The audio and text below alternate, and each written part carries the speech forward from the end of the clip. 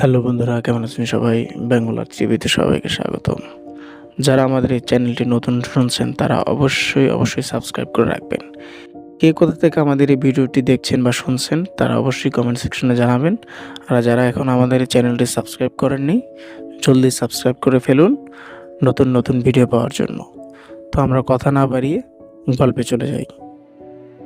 রমজানের রাত, চারদিকে নীরবতা। দূরে মসজিদ থেকে ভেসে আসছে মাইক ছাড়া মানুষের কোরআন তেলাওয়াতের শব্দ।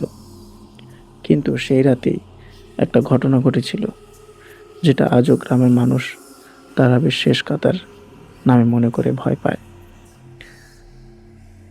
গ্রামের 5 বন্ধু, রিয়াদ, নাবিল, সামি, জুবায়ের আর তানভীর। প্রতিদিন তারা একসাথে তারাবি পড়তে যায়। সেদিন একটু দেরি হয়ে গিয়েছিল। রাস্তায় কেউ নেই, শুধু কুকুরের ডাক আর ঠান্ডা বাতাস। তানভীর হঠাৎ বলেই ওঠে, আজকে কেমন জানি ভয় লাগছে রে। রিয়াদ হেসে বলে, রমজানে আবার ভয় কিসের? শয়তান তো এখন বন্দী। কিন্তু তারা জানতো না, সব কিছু শয়তান না, কিছু জিনও থাকে। তারা মসজিদে ঢুকে দেখে ইমাম সাহেবে নামাজ শুরু করে দিয়েছেন। শেষ কাতারে জায়গা পেল তারা। নামাজ শুরু হলো, সূরা তেলাওয়াত চলছে। হঠাৎ সামি টের পেল তার পাশের কাতারে কেউ দাঁড়িয়ে আছে, কিন্তু তাকিয়ে দেখে কেউ নেই। আবার সিজদায় গেলে তার কানের পাশে ফিসফিস করে শব্দ আসে। সে ভয় পেয়ে যায়। নামাজ ভাঙে না, কিন্তু ঘামতে থাকে। দ্বিতীয় রাকাতে রিয়াদ খেয়াল করলো তাদের কাতারে 5 জন থাকার কথা, কিন্তু ছায়া পড়ছে 6টা। সে নিজের দিকে তাকায়। একজোড়া পা, কালো পা, পায়ের আঙ্গুল উল্টো দিকে বাঁকানো, কিন্তু পাশে কেউ দাঁড়িয়ে নেই। তার বুক ধড়ফড় করতে থাকে। তেলাওয়াতের শব্দ হঠাৎ ভারী হয়ে যায়। মাইক ছাড়া আওয়াজ যেন পুরো মসজিদে কাঁপাচ্ছে।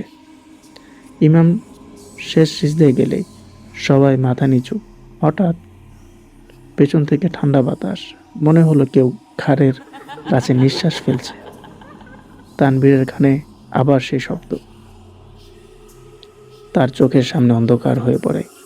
সিজদা থেকে উঠতে গিয়ে সে পড়ে যায়। নামাজ শেষ, লাইট জ্বলে উঠলে ইমাম সাহেব জিজ্ঞেস করলেন, তোরা 5 জন ছাড়া তো আর কেউ আসিস নাই আজকে? সবাই একে অপরের দিকে তাকায় থাকে। শেষ কাতারে 6 নম্বরটা কে ছিল তাহলে? ঠিক তখনই মসজিদের দরজার পাশে ভেজা পায়ের ছাপ। মানুষের মতো না, লম্বা কিন্তু অনেক চিকন। আর উল্টো দিকে হঠাৎ আজানের মাইকে নিচ থেকেই ভেসে আসে একটি শব্দ। সবাই দৌড়ে পালায়।